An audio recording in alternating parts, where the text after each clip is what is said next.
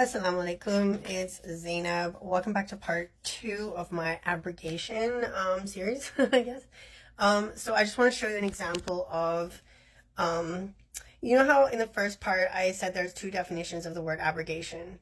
The first definition is the complete omitting of either a word, a sentence, or a whole verse from the Quran. Like the complete getting rid of it. It doesn't exist anymore.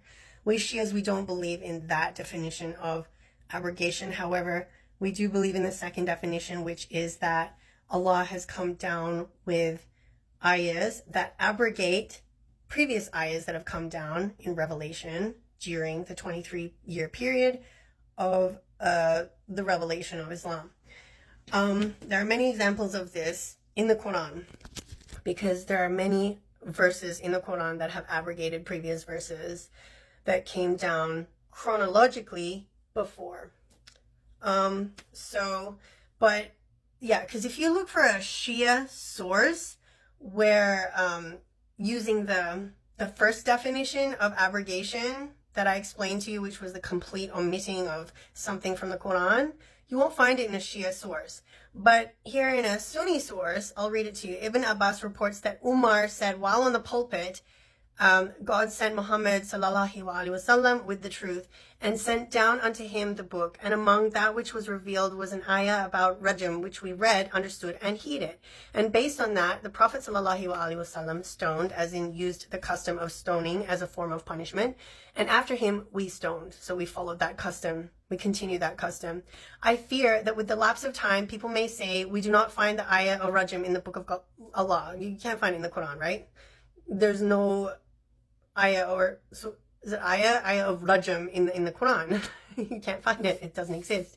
And thus go astray by abandoning that which Allah has ordained. The ordinance of stoning was indeed prescribed for the adulterers in the book of God. So Umar is saying that this custom or law was ordained by Allah, and therefore, even though that ayah or that law does not occur anywhere in the Quran, it was ordained by Allah, apparently, so we must continue with this law. So this is the kind of abrogation that we Shias do not believe in. But however, it is evident, as you can see in front of your face, that Sunnis do believe in it.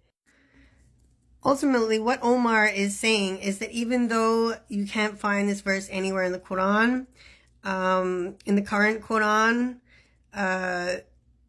notice I use the word current Quran. This is me implying that there was a verse. Umar is implying that there was a verse that existed, and it's a verse that no longer exists. So he's saying if you look at what he's saying that there was a Quran with a verse in it, and now there's a Quran, a current Quran, without that verse in it. That means there's 2 different Qurans, one that existed with the verse and the current one which exists without the verse. And we Shias get accused of believing in a different Quran when they are the ones that are accusing us of this, who follow a man who says that there are verses in the Quran that used to exist that no longer exist in the current Quran, meaning 2 different Qurans, guys. Not only do they follow that man who says that, but they'll follow a woman who says that a goat ate 2 ayahs in the Quran, so now they don't exist either.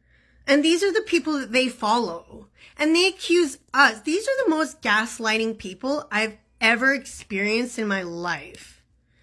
Anyways, let's move on, because I'm running out of time.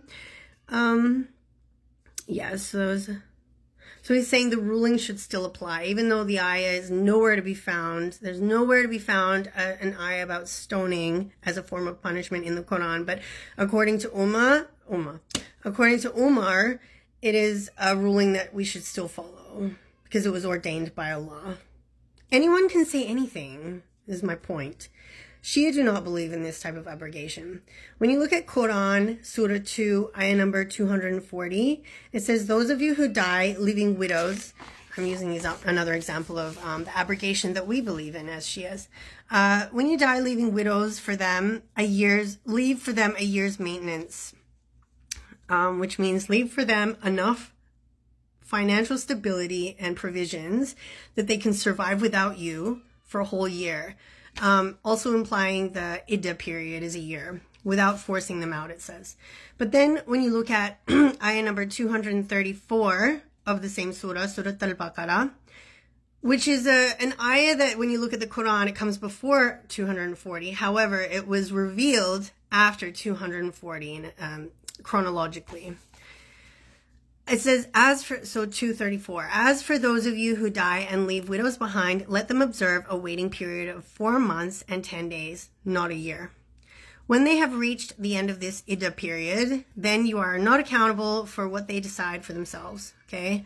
So that is an example of the kind of abrogation in the Quran that we Shias believe in, which is why there's a lot of hadiths, writings, and quotations from Shia scholars, from imams that talk about abrogation, which is why you all who accuse us of following a different Quran or believing a different Quran, you use those to prove to the world, to unsuspecting Muslims and non-Muslims, stay away from the Shia. They're not really Muslim because they believe in a different Quran.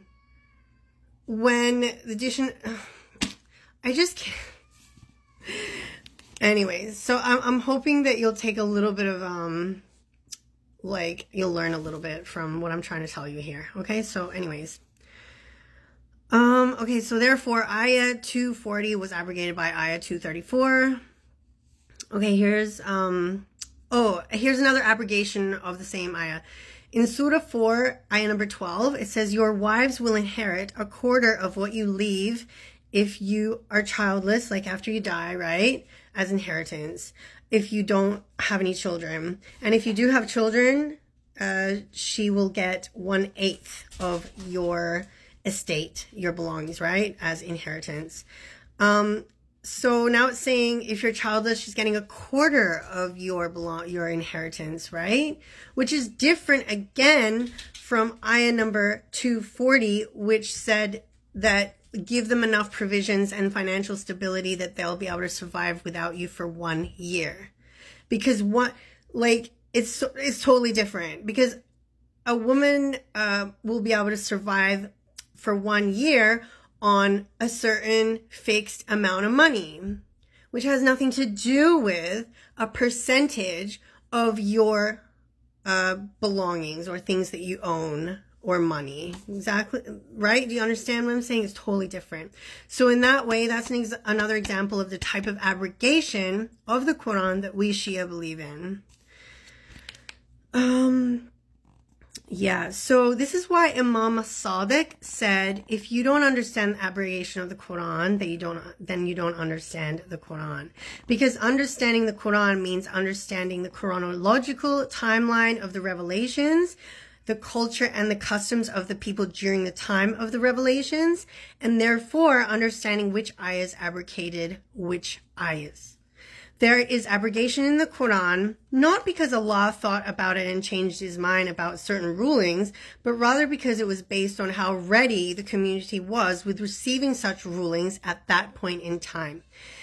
So Quran, Surah 8, ayah number 65 says, O Prophet, motivate the believers to fight. If there are 20 steadfast among you, they will overcome 200. And if there are 100 among you, they will overcome 1,000 of the disbelievers. So when you look at it, this is a ratio of 1 to 10.